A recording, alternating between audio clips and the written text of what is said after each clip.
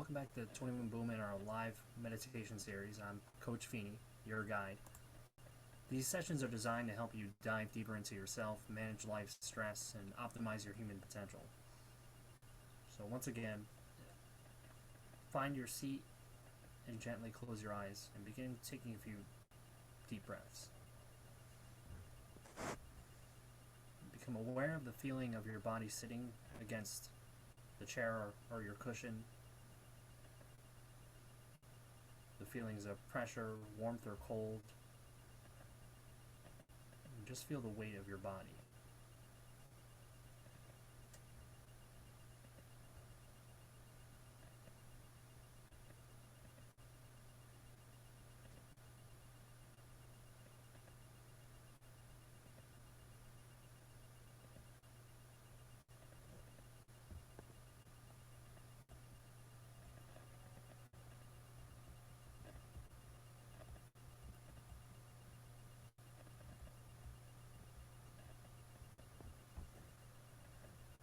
And now become aware of the sensation of breathing wherever you feel it most clearly.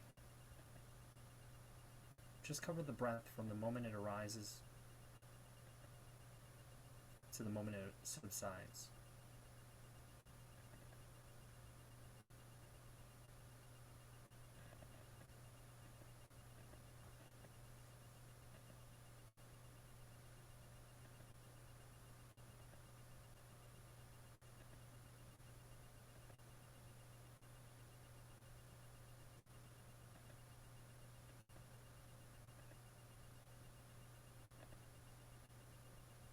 Just let the breath come and go as it will.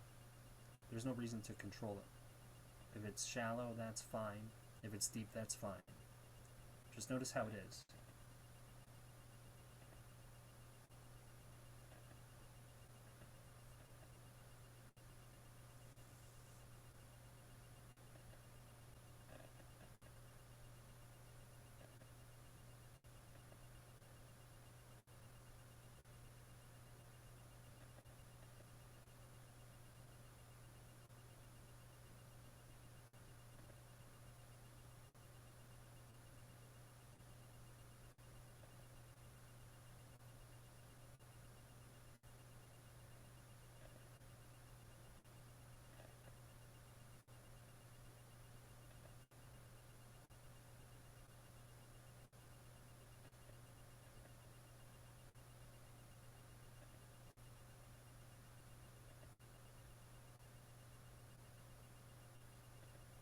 In the moment you notice your mind wander into thought, to words or images, notice the present thought itself and see what happens to it.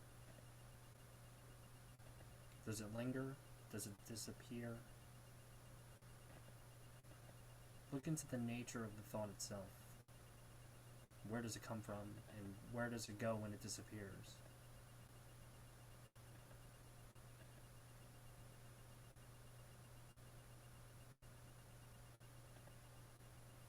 And then come back to the raw sensations of breathing, and to the feeling of your body in space.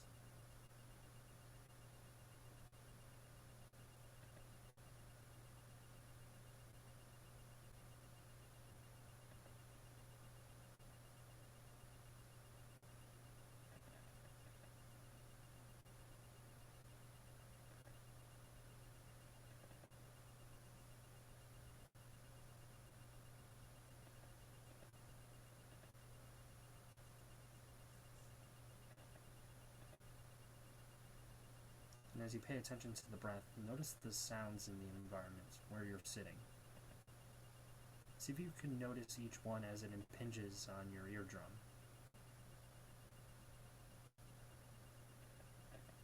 Observe how the sounds continually change and pass away, and that you can't hold on to one for even an instant.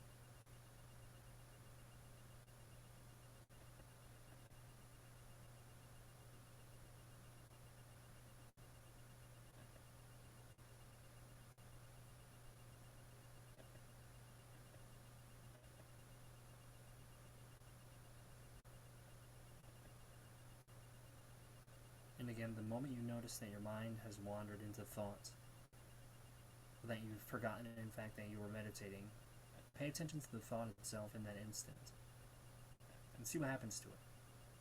And then come back to the raw experience of sounds or sensations in the body.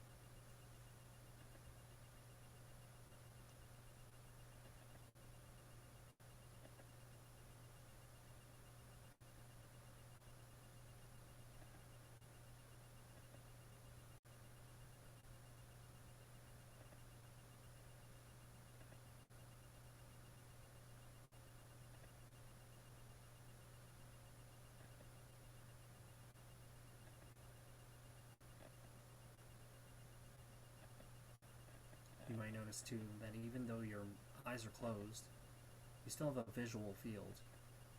You can gaze into the darkness of your closed eyes, and there are experiences in meditation where that space can open up into a skylink region of imagery.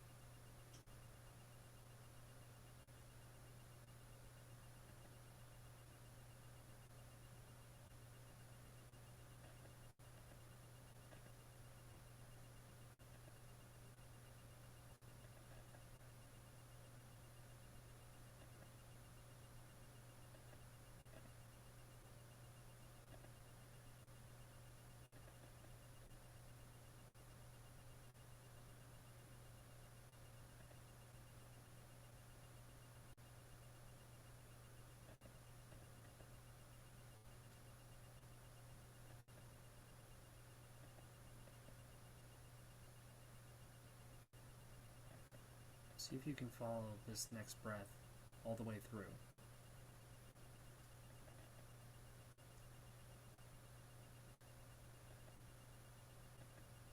And again.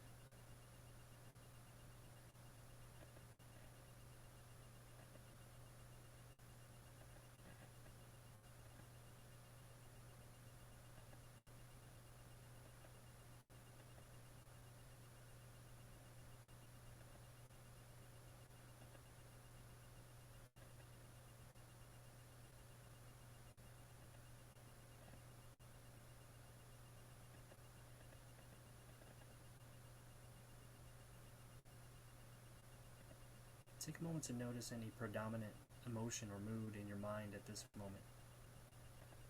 Are you tired, restless, anxious, calm? Take this as an object of awareness, just like the breath. What does restlessness or sadness or doubt feel like? What is the signature of these emotions?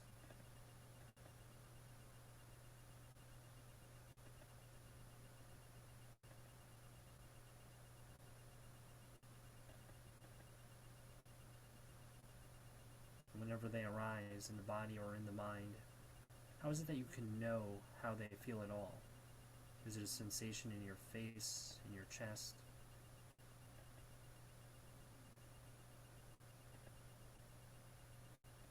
Pay careful attention to whatever emotion is present. Notice how it's changing in each moment, just as sounds change or the breath does, or the sensations in your hands or feet. And simply let your mind rest as the space in which these changes are occurring.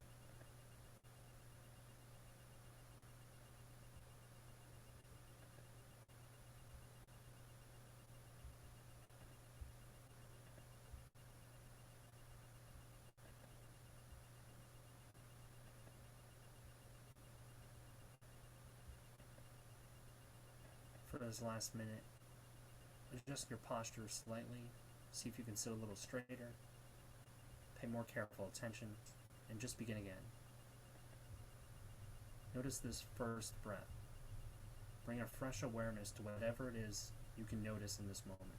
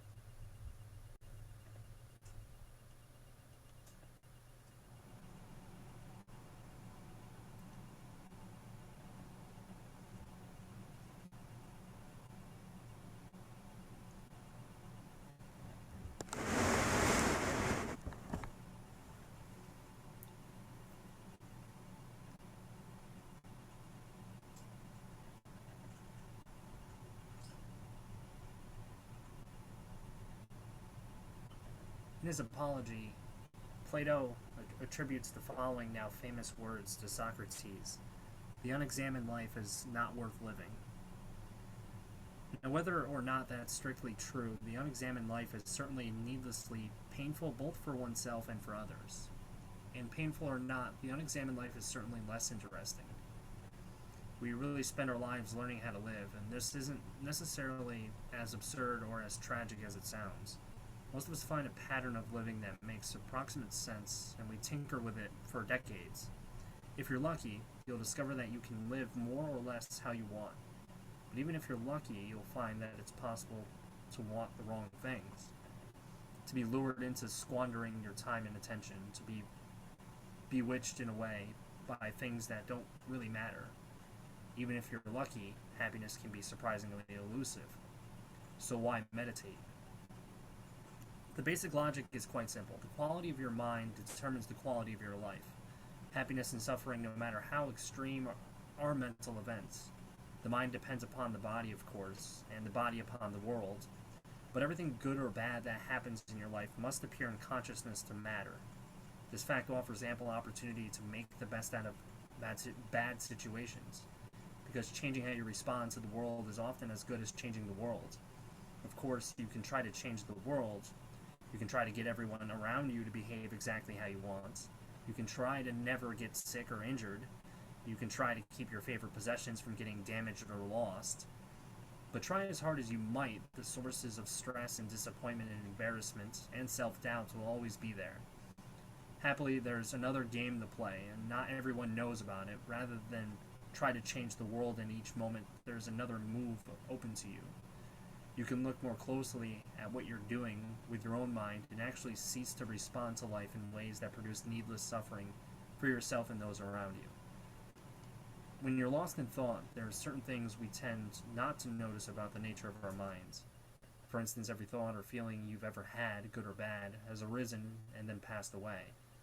The anger you felt yesterday or a year ago isn't here anymore.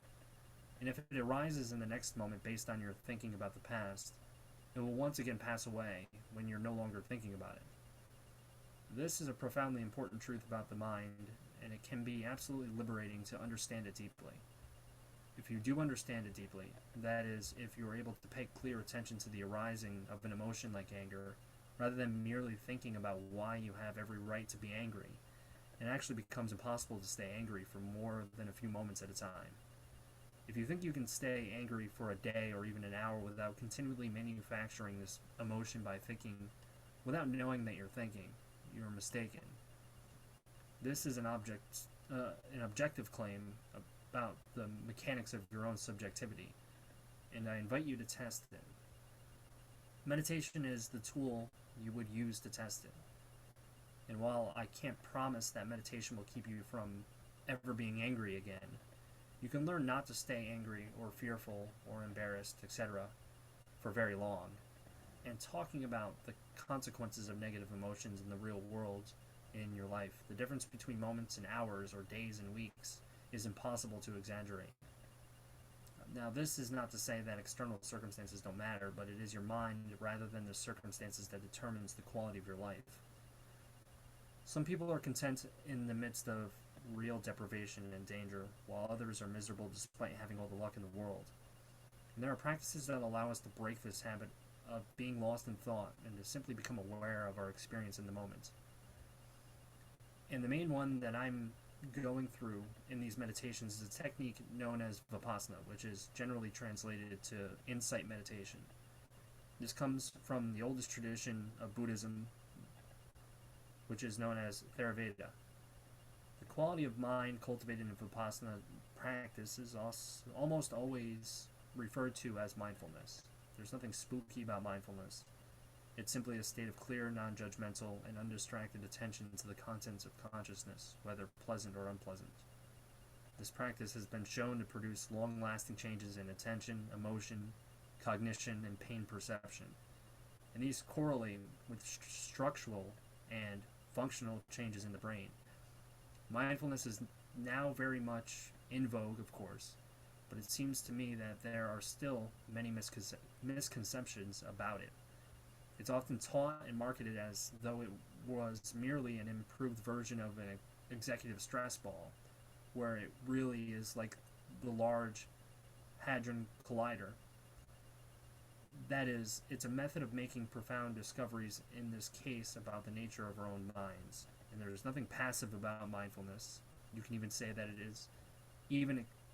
it even expresses a certain kind of passion. A passion for discerning what is subjectively real in each moment. Being mindful is not a matter of thinking more clearly about experience. It is the act of experiencing more clearly, including the arising of thoughts themselves. One of the great strengths of this technique of meditation, from a secular point of view, is that it doesn't require us to adopt any cultural affectations or unjustified beliefs. It simply demands that we pay close attention to the flow of our experience in each moment.